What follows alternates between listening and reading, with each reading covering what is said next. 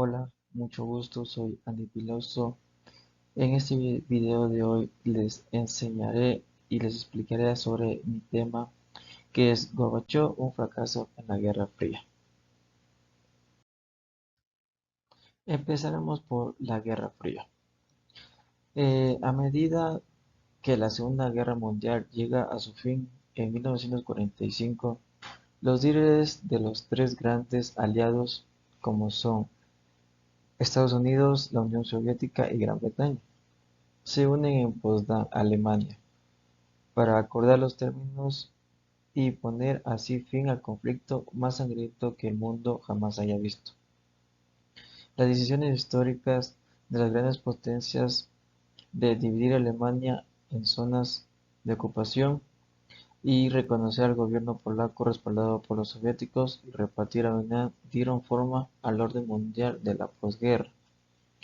La Guerra Fría fue un enfrentamiento ideológico, político, económico, social, informativo y militar, que transcurrió al final de la Segunda Guerra Mundial. Este conflicto fue entre dos grandes bloques, con grandes potencias, y el primer bloque conformado es el capitalista, liderado por Estados Unidos, y el segundo bloque, con un gran poder también, es el bloque comunista, liderado por la Unión Soviética. Durante la Guerra Fría, que duró más de 40 años, Estados Unidos y la Unión Soviética lanzaron muchas guerras de poder en todo el mundo. En la Guerra de Corea, la Guerra de Vietnam y otros conflictos armados, las superpotencias financiaron bandos o lucharon directamente contra las milicias comunistas o capitalistas. Ambos han financiado revoluciones, rebeliones y asesinatos políticos en América Latina, África, Asia y Medio Oriente.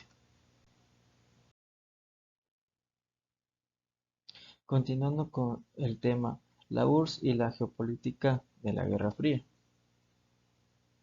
El bloque occidental, o también conocido como bloque capitalista, componían los países que firmaron el Tratado del Atlántico Norte (OTAN), mientras que el bloque comunista, también contemplado por los países que firmaron el Tratado de Varsovia.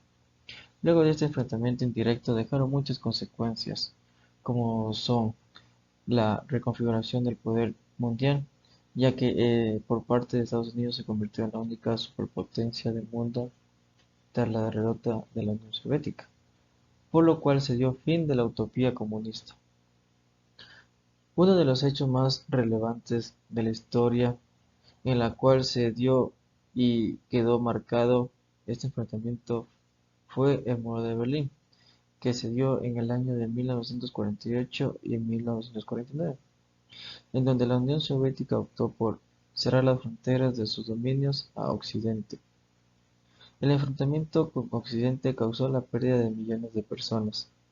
Además, se dio la instauración de dictaduras y el inicio de guerras civiles, ya que esa potencia tomaba participación de los países del tercer mundo. Y así, Estados Unidos y la Unión Soviética también compitieron para demostrar su dominio tecnológico y su gran poder que tenían en ese entonces. Esto dio una carrera espacial de 20 años, donde la Unión Soviética, queriendo demostrar, queriendo demostrar su gran poder que contenía, fue la primera en lanzar el primer satélite artificial, el cual lo denominó Sputnik 1. Este hecho se lo realizó en 1957, y por parte de Estados Unidos, que no se quedó atrás, también demostrando su gran poderío, fue el primero en poner un hombre en la Luna. Esto lo realizó en 1969. Composición étnica de la URSS. La Unión Soviética, como la Rusia actual, es un estado multiétnico basado en la Declaración de los Derechos del Pueblo Ruso. Se dividió en 15 repúblicas socialistas soviéticas, una para cada comunidad étnica importante, todas las cuales son estados independientes en la actualidad. La primera parte de la URSS incluía la Federación Rusa, Bielorrusia, Ucrania y la República de Transcaucásicas, las cuales conformaban Armenia, Azerbaiyán y Georgia. Todos ellos son considerados independientes y teóricamente, por ser independientes, podían abandonar el sindicato en cualquier momento.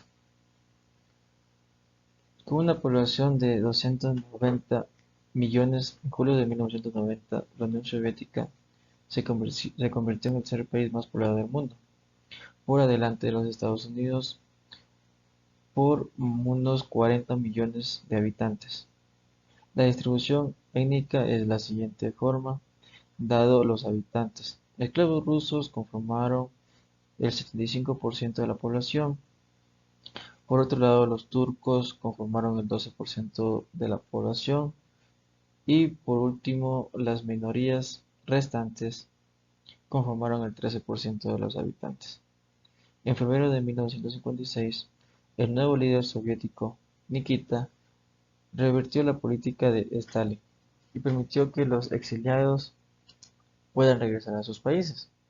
Pero sin embargo, esto llevó a efectos que sintieron las personas que regresaron y aquellos que encontraron sus tierras y hogares tomados por otros, a menudo en pequeñas cantidades. Pero las tasas de natalidad y mortalidad variaron ampliamente entre los diversos grupos étnicos que poblaron la Unión Soviética de ese entonces. Continuando con el tema, Gorbachov y Perestroika. Gorbachov llegó al poder en Laos en 1985 cuando tenía 54 años de edad, siendo así el jefe más joven del Partido Comunista de Laos. La Unión Soviética era un país que se encontraba en una profunda crisis económica y se veía en la necesidad de transformarse. Gorbachov fue considerado el primer líder soviético que reconoció sin problema que el comunismo necesitaba una reforma porque se encontraba en crisis. A partir de que se posicionó en poder, propuso un programa de transformación política y económica, que se la conoció como perestroika, y una política de transparencia conocida como glasnost.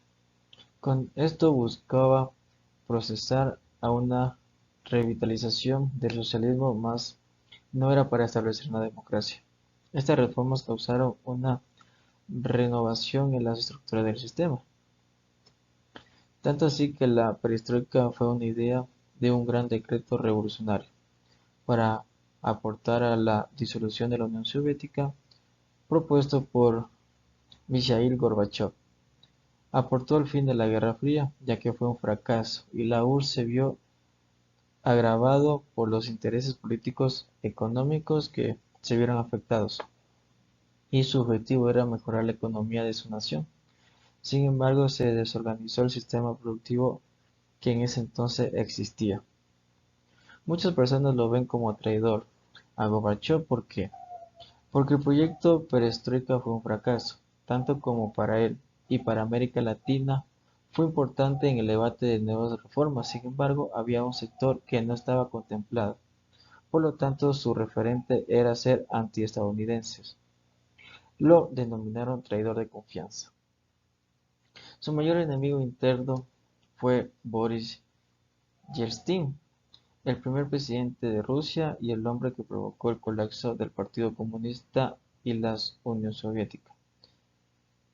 Yeltsin fue el hombre que dirigió la resistencia al intento del golpe de Estado de agosto de 1990 contra Gorbachov, mientras estaba de licencia organizada por las ramas más ultraortodoxas y secretas del partido. En 1991, cuando la economía soviética se deterioró, enfrentó una fuerte presión de las fuerzas comunistas, reformistas, nacionalistas y separatistas, que buscaban la independencia republicana. En agosto, los partidos de la línea dura dieron un golpe de Estado. Los comunistas continuaron acusándolo de traición, al firmar los certificados de difusión de los estados totalitarios, lo que algunos historiadores y expertos dicen que era inevitable dada la ética separatista de muchas repúblicas soviéticas, especialmente Rusia y Ucrania. La Guerra Fría terminó cuando uno o ambas superpotencias se dieron cuenta de la desolación y el absurdo de la carrera armamentista nuclear, y cuando una o ambas superpotencias reconocieron de que otra realmente quería poner fin a esta guerra armamentista. Y es por eso que en el mundo están agradecidos con Mikhail Gorbachev, quien no solo tomó la iniciativa, sino que también tuvo éxito en hacer que la Guerra Fría llegara a su fin. Este fue mi exposición sobre mi tema. Espero que el tema sea entendido de la mejor manera. Muchas gracias por su tiempo.